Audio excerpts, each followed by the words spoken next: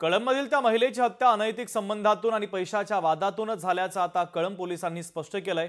कळंब येथील महिला मनीषा बिडवेची हत्या ही अनैतिक संबंधातून झाल्याचा कळंब पोलिसांनी त्यांनी म्हटलेलं आहे। तर या हत्या प्रकरणातील दोन्ही आरोपींना अटक केल्यानंतर हत्येची कबुली आरोपींनी दिल्याचं देखील पोलिसांनी सांगितलंय। संतोष देशमुखांच्या प्रकरणात महिलेचा वापर करण्यात आला का अशी विचारणा केली असता हा तपासाचा भाग असल्याचं सांगून यावर पोलिसांनी मात्र बोलणं टाळलेलं आहे।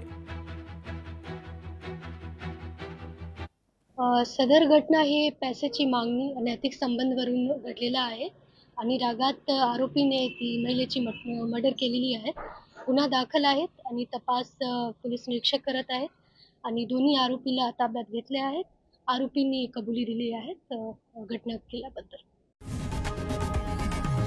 लोकशाही मराठी ऐका, पहा, जागरूक रहा।